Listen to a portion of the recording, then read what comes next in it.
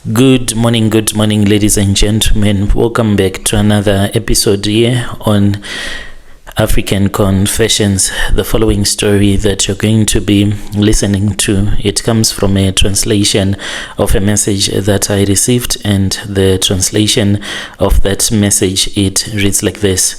Hello, Brother Nanshi, how are you? Can you please post my story as anonymous? I am a South African woman and I have come here to share with you my confession. It's not like I came across someone who was a ritualist, but I just want other people out there to know that these things, they do happen. So I came to Joburg a very long time ago and I started working here in Joburg. So I started fighting with the men that I was dating, because this guy that I was dating, we were also going to the same workplace, so it was always stressful because he was my supervisor. He made my life to be a living hell, a nightmare. So I just wanted to find someone new, and the problem was that whenever he would find out that I am now dating again, he would always come and he would always say stuff that was really hurtful to that person that I was dating at that time. So then that was when I found out about a lot of dating applications, Tinder included. That was when I met a man whom I think is a psychopath. This man, he was driving an Uber car. When we started talking, he was someone that was really sweet. He was romantic.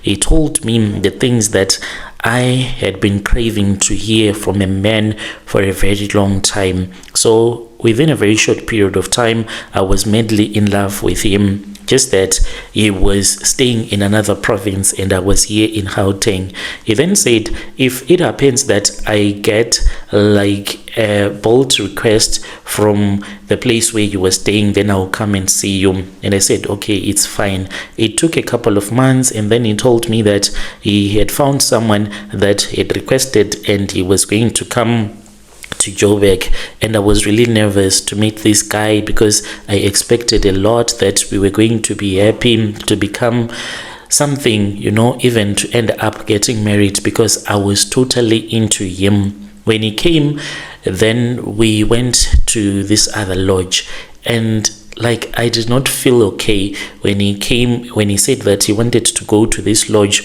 which was on the outskirts, and the place, it was so dirty and it was scary, and it was like the man, he knew a lot about that place, as if whenever he was in Joburg, that was what he did. He would go with girls to that lodge, because even the way that the girl at the reception greeted him, he did not want to respond, but I saw that the girl had a story to tell about that guy, even the way that she was looking at me. Fast forward, then he invited me to Polokwane where he was staying. So I said, okay, it's fine. I went there. It was a long weekend. Thursday, I was on the taxi going to visit him. When I arrived, he delayed. I still remember that I was at this other mall where I was supposed to wait for him, and I did not know anyone. I was calling him. He was not picking up his phone. He then came and he picked me up. He apologized. He even had some flowers, chocolate, and some money, and he said, sorry, my queen. We then went to the place where he was staying. He was staying in a very nice place. It was in the suburbs. At least I felt a little bit better. When it was in the evening, then we started to fight, me and this guy, because he took my phone. So, we had been dating, but there were other men that would ask for my phone numbers. You know how men are, like someone can ask for your phone number and then you give that person, and you do not know if that person is going to tell you that they love you or not. So we started to fight, me and that guy, because it was like, you're a prostitute, this is what you do. He opened up my Tinder, and before I had met him, there were other couple of guys that I had dated but had never seen, like we had never met. I was still looking for the right guy. So he was like, you are a prostitute, you are a Tinder prostitute. This man, he had the nerves to slap me whilst I was at his house, and I started crying. And When I saw that this man, he is like a psychopath, as I was crying, he was screaming, he was saying, shut up, I don't want to hurt you, shut up. He even ended up taking out a knife, and he was saying that I don't want you to scream anymore, and he apologized. Like, he was very good with apologies, because even though he had slapped me, one will say, why didn't you go to the police? It was late at night, I did not know the town, it was the first time, but still I was supposed to go and report him. But the way that he would speak with you after that and make love to you and make you feel somehow, I don't know, but this man is like, if he was a ritualist, maybe he uses violence, and then after hurting you, he sleeps with you, because soon after that, he slept with me, but I did not see anything that had to do with any rituals, but he was a violent man.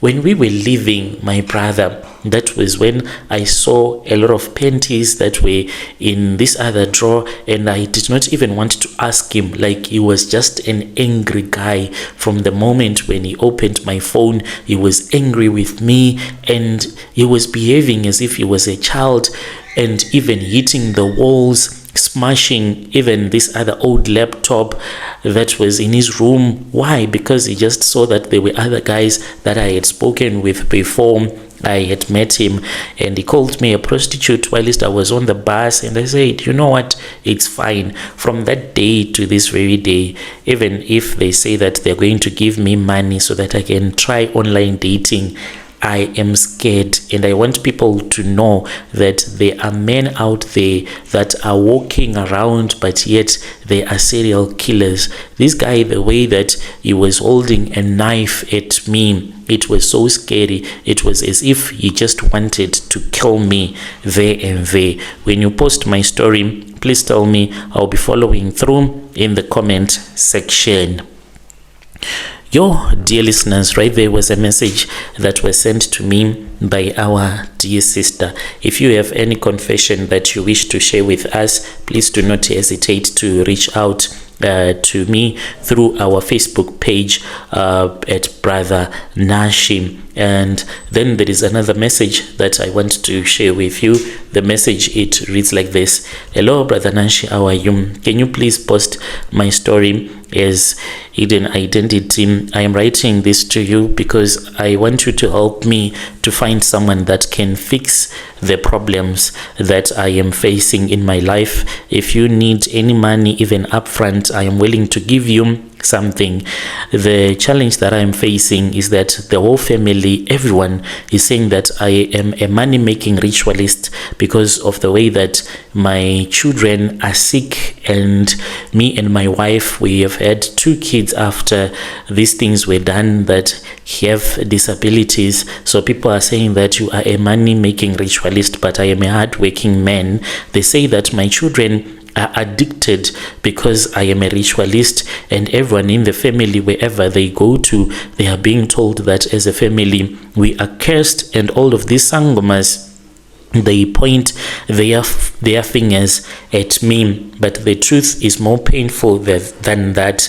I followed other subcontractors that we were working with to fix a man who had robbed us. He was shot after he had paid us, just like what the healer from Mozambique had told us, like it was going to happen. And 14 years later, my family is destroyed. So I made one bad decision. I was driven by anger and by desperation, and I have been paying for the past 14 years for it. This is how it all started. It was in the year 2011. I was working as a subcontractor on a mining related tender in South Africa. I'm South African, by the way. I was not the main guy. I did not control the money, and I did not sign the big papers. I was just like a vendor, a supplier. I was one of many subcontractors supplying labor, equipment, and we trusted the man who held the tender. The man was a smooth talker. He spoke really well, always promised payment next week, such that I started to use my savings so as to pay for my workers so that the work can keep on going. Then 1 month he disappeared with the money. His phones were off, office was locked, emails, they were dead. You will not receive any response from him. He ran away with our money. It was millions, but it was a lot because I had used my savings to pay for my workers. I had workers who were asking for other wages that I was owing them, suppliers demanding payment, and a wife that was looking at me and saying that she also wanted her money, and I did not know what else to do, and I was completely stuck. Other subcontractors found me and they were angry. They were also as desperate as I was. Most of them, they were from Mozambique. They were men that were working in the construction industry, and most of the people that are foreigners, they usually believe that everything has to be solved not physically but spiritually. They said, we will know where he is, let us go to Mozambique. I could not understand why they wanted me to accompany them so that they can go with me to Mozambique.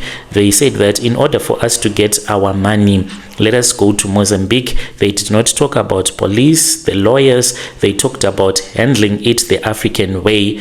I hesitated and I spoke with my wife. We had a big argument because I was like, you'd no longer want to talk with me because I was robbed in business. So I am left with no choice but to go to Mozambique. My wife then begged me not to go to Mozambique. She said, money comes and goes, but don't involve yourself in these rituals that you're going to do in Mozambique. Don't get yourself involved in blood. I ignored him, and if only I had listened to my wife. I regret to this very day why I agreed. Let me be honest with you. I did not go because I wanted violence. I went because I felt weak, that I had been robbed, and I felt like a failure in business. I thought that I'll just be there, since these people had told me that the Sangoma had said that all the people that have been robbed, they are supposed to be at his shrine at that time so that he can assist everyone all at once. So I said to myself, I'll just be there and I won't do anything. That's what I told myself, but I was lying. What happened when we got there, my brother, we found this other traditional healer who performed some charms. He was holding a white garment, and there were people that said that they saw the men who had robbed us. When it was my turn to look at that white garment, I did not see anything, but we were given some charms. After we had been given some charms that we were supposed to bath with for the 3 days that we stayed in Mozambique, I did as I had been instructed to do. As for the charm that we used, that plant, it cannot be found here in South Africa. It looked like an aloe vera, but it was not like that. But it was so itchy, because what that healer will do is that he will chop them up into several pieces, and then he will put it into a bucket of water, mix it, and wait for about 5 minutes, and then he will give you some water. Then you go and you bath, and after bathing you had to wait until you were dry, and by that time your skin will be itchy all over the place. You will be feeling so much itchiness. And the way that we bathed was that you will take a pick and a shovel. Then each and every day when you were bathing, you had to dig a different hole. So you will dig a different hole, not too deep, just maybe up to your ankles. Then after that you step in there, then you start to wash yourself. Then when you are done, we were supposed to say his name, the man that had robbed us. Then you will throw in a leaf in there and curse the man and say that I want my money, I want my money. Then you close up that hole, and then the next time again when you bath, you do it. But it was so itchy, it was so painful as well, and you were not supposed to scratch. Once you scratch, you had to repeat the process. So you will just stand there, especially down there on your private part. It was really painful, but we had to do this. We then returned back to South Africa. When we returned back to South Africa, to our surprise, after being pressured by the traditional healer's tokology, because the traditional healer had told us that he was going to be sending a bird that will demand money each and every day. It will speak with him. He was the only one that was going to see that bird until he called us for a meeting. We then met him, and after pressure, he paid us, not fully but enough to cover some of our losses. I thought that it was the end of the story. Bad things had happened in business. Then chaos happened. The very next day, he was involved in a hijacking gone wrong. He had been driving a very beautiful Ford Everest, and it was a latest model for that year. And when he was pulling into the complex where he was staying, that was when two men who were driving a Polo, they pulled up and then they robbed him. He tried to fight with them and he was shot. And those people, they were never found. So we just said that maybe it was a normal crime that had happened and it was the work of God because he had robbed us our money. Later on, my brother, at first, I started to see that man. So I thought that I was hallucinating because I had been drinking some medication that I had been taking because of the stress that I had gone through, because the money that I had given to that man also when we were in business. So it was too much stressful for me, such that I started to take some medication. So they said that the side effects, you might get some hallucinations. So I thought that maybe it was the hallucination. But then my children, they started acting as if they were not okay mentally. And my children, they dropped out of school. One of my boy, he stabbed 3 guys at the school until they said that they did not want him at the school anymore. They started taking hard drugs. We went with them to rehab, but it did not work. My mother then passed away. That was when I started to fight with the family. When we were at my mother's funeral, I started to lose my mind. So everyone said that he is losing his mind because he has sacrificed his mother. I tried to prove my innocence by going to a sangoma that I had looked for myself, because I said that if these relatives of mine were to look for their own sangoma, then the sangoma will just say that I am the one that is a ritualist. But to my surprise, the man that I had found who was a sangoma then pointed his finger at me and he said, "You know what you did? Your hands are dirty. They are covered in blood. You need to pay the men that you killed." Yet when we did these rituals, Brother Nashi, I never touched any blood, and we were never told that the man that we were doing these rituals against, he was going to die. Later on, when people were dying in the family, that was when I learned that the healer had also sent an arrow which stabbed that man in the spirit. That was why he was shot by those 2 guys that had robbed him of his car, and he tried to fight back. So it means that my hands are covered in blood because I was part of those people that went to do these rituals. As for those Mozambicans, I don't know where they are. I tried to find them for the past 14 years, ever since it started happening. I have tried to look for these people. I don't know if they are dead or if they left South Africa.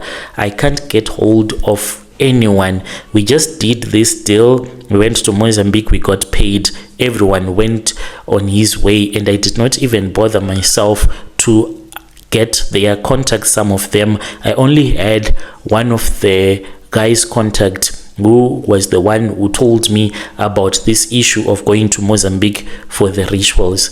Now I am here, I am stuck, my kids are mentally ill. It is being said that I sacrificed my mother.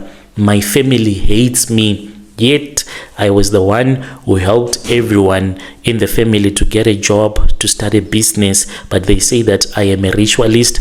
Everyone, whenever they go to sangomas, they do this go back to senders, and they always make me to be sick at all the times. I have no connection with any powerful sangoma who can assist me so that this whole bad dream, it can just go away and I can wake up and find my life back to normal again. When you post, or if you know anyone, I would appreciate it if you give me a phone number of anyone that can assist me.